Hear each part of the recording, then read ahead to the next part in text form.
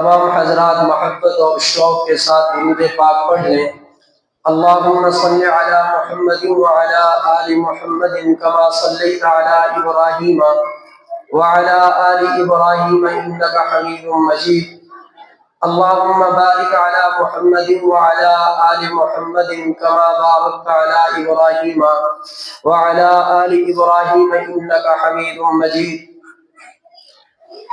قابل صد تکریم و احترام حاضرین عزیز وقار، آج کی یہ مبارک مجلس جامع مسجد طلحہ بن زبیر، ادارہ گلشن آل محمد و اصحاب محمد میں منعقد ہو رہی ہے۔ اللہ سبحانہ و تعالی سے دعا ہے کہ اس مجلس کو ہم سب کی مغفرت کا ذریعہ بنا دے۔ اللہ سبحانہ و تعالی کا ایک نظام ہے کہ وہ اپنے نبی کی امت کی بخشش کے لیے بہانہ ڈھونڈتے ہیں، بس تھوڑی سی انسان کی طلب ہو اور تڑپ ہو، وہ رب بے نیاز اپنی رحمت کر کے اپنے نبی کے امتی کو معاف فرما دیتے ہیں۔ رمضان المبارک کا مقدس اور منور مہینہ گزرا۔ یقیناً آپ حضرات میں سے اکثر حضرات کا زیادہ وقت مسجد میں قرآن کی تلاوت میں اور بلا ناغہ روزانہ روزے کی حالت میں رات کو قرآن کی تلاوت سننے میں گزرا۔ یہ بھی اس لیے اللہ نے بھیجا تھا کہ میرے نبی کے امتی میرے قریب آ جائیں تاکہ میں انہیں معاف کر دوں۔ اور جب انسان اپنے اللہ کے قریب آ جاتا ہے اور پھر اس خوش نصیب کی دل کی جو حالت ہے اس میں اگر اللہ اور اللہ کے رسول کی محبت آ جائے تو پھر کام اور بھی آسان ہو جاتا ہے۔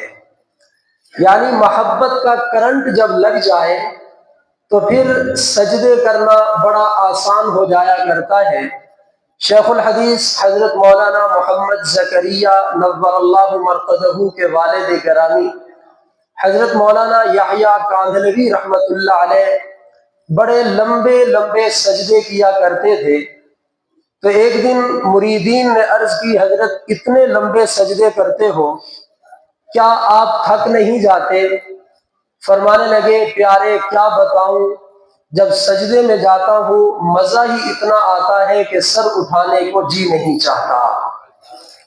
جب انسان کے دل میں محبت آ جاتی ہے تو پھر وہ اللہ کی عبادت اور اطاعت کے بغیر بے چین ہو جاتا ہے۔ پھر وہ رب کی نافرمانی کرنا تو دور کی بات ہے، رب کی نافرمانی کا تصور بھی نہیں کر سکتا ہے۔ آپ صلی اللہ علیہ وسلم کے صحابی ہیں حضرت جریر بن عبداللہ البجلی، بہت حسین صحابی تھے۔ سیدنا عمر فاروق رضی اللہ تعالی عنہ فرمایا کرتے تھے، یوسف ہذہ الامہ، لوگوں تم حضرت یوسف کے حسن کے تذکرے پڑھتے ہو، میرے نبی کی امت کا یوسف دیکھنا ہے تو جریر بن عبداللہ کو دیکھ لو۔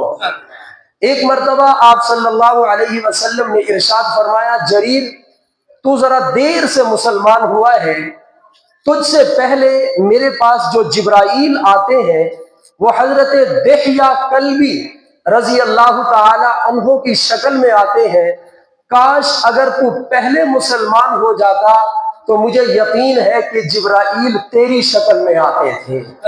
تو اتنا حسین اور جمیل ہے۔ میں نے عرض کیا، جب اللہ اور اللہ کے رسول کی محبت ہوتی ہے تو پھر گناہ کا تصور ہی نہیں ہو سکتا۔ تو جریر بن عبداللہ البجلی رضی اللہ تعالی عنہ، ہمارے ہاں عورتیں پردہ کرتی ہیں، ادھر حضرت جریر پردہ کرتے تھے، یوں اپنے چہرے مبارکہ کو لپیٹ لیتے جیسے مکمل پردہ ہے، بس آنکھوں نظر آ رہی ہیں، آنکھوں سے دیکھ رہے ہیں۔